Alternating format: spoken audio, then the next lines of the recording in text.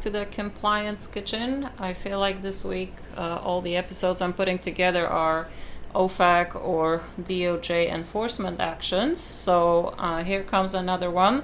On August 26th, OFAC announced that Bank of China UK Limited, or BOC UK, has agreed to pay over $2.3 million to settle its potential civil liability for violations of the Sudanese Sanctions Regulations. Now you may wonder, because these have been repealed not long ago.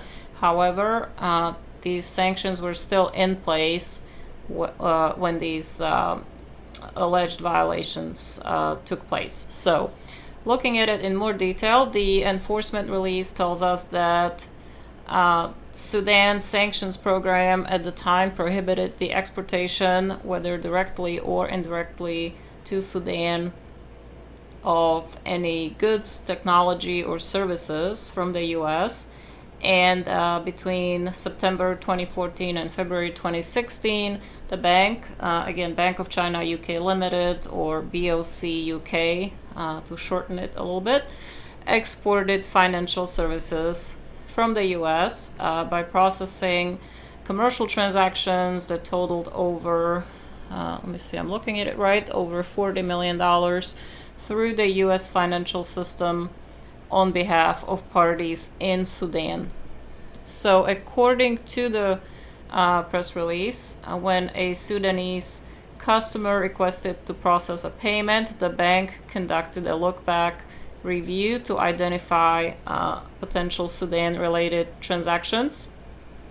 And the look-back told the bank that two customers who had engaged in Sudan-related transactions that the bank processed through the U.S. financial system were the bank's customers. So one of them was an entity incorporated outside of Sudan, but they had a branch in Sudan and acted as the instructing party and also account signatory to financial transactions that were processed by the bank on behalf of the entity.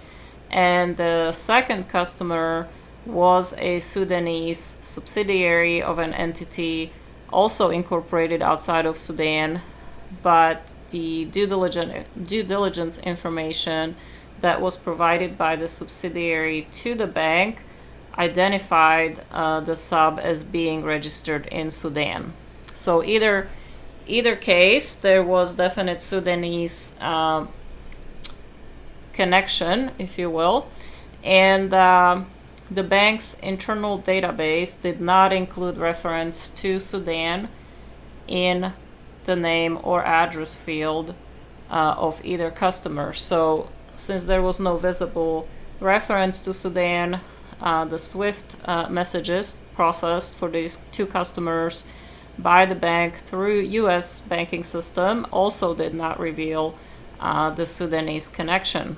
So as a result, the Bank of China UK processed 111 payments via U.S. correspondent banks that totaled over $40 million, which was in apparent violations of the Sudanese sanctions that were in effect at the time. Now, OFAC determined that the bank self-identified these apparent violations and self-disclosed, and that the conduct constituted a non-egregious case. More on the OFAC enforcement regulations, I have a link for you guys on compliancekitchen.com. I'm talking about the framework for OFAC compliance commitments. That gives you OFAC's perspectives on the essential components of a sanctions compliance program, and it also outlines how OFAC may incorporate these components into their investigations. And it also has an appendix with a brief analysis of some of the root causes of apparent violations of U.S. economic and trade sanctions programs that OFAC has identified during their investigations. So for the framework. And also, if you want to take a look at this enforcement action in more detail, head over to compliancekitchen.com. And apologies for the extra noise today. That's my parrots trying to participate as well. As always, thanks for stopping by.